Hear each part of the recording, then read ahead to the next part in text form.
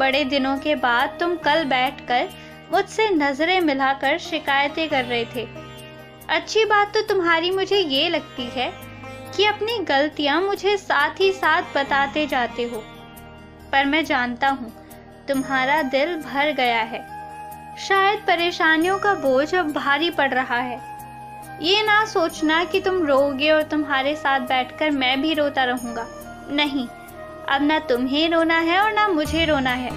हम इसमें अपना समय व्यर्थ ही बर्बाद नहीं करेंगे।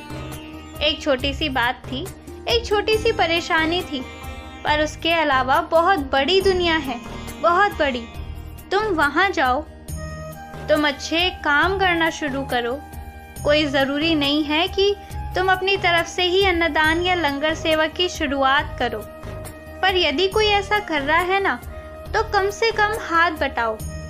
जब लोग खा लें तो उनके झूठे पत्तल उठाकर उसे कूड़ेदान तक डाल दो।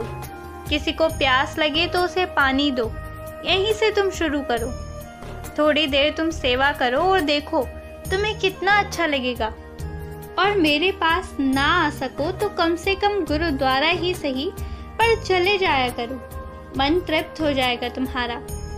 मैं जानता हूँ, मैं समझ रहा हूँ कितनी परेशानियों से तुम आगे तक आए हो, और मुझे पता है कि जब से मैं आ गया हूँ तुम एक तरह से तो बिल्कुल शांत हो गए हो।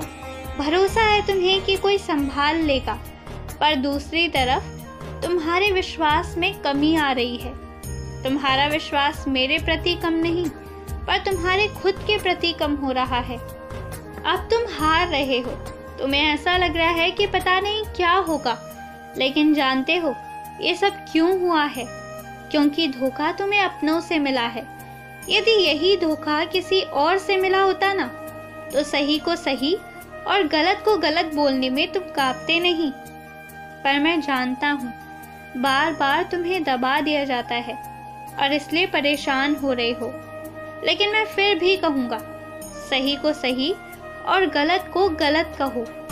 किसी के चिल्लाने या ऊंची आवाज में बात कर लेने से ना कोई तुम्हारे चरित्र पर दाग नहीं उछाल सकता। और वैसे भी किसी के जाने का दुख मत रखो। हटाया मैंने उन्हीं लोगों को है जो तुम्हारे लिए बुरे भाव रख रहे थे। चोर और मक्कार जैसे लोग अब तुम्हारी जिंदगी में नहीं टिकेंगे। ये तो बस मेरे आने की शर्त ही थी और ये रहेगी।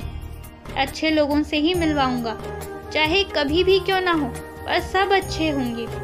और मुझे पता है कि यदि तुम्हारे हाथ में 2 पैसे हो ना, तो तुम उसे खर्च भी अच्छे में ही करोगे। तुम शौक भी दूसरों को खिलाने और उन तक पहुंचाने का रखते हो।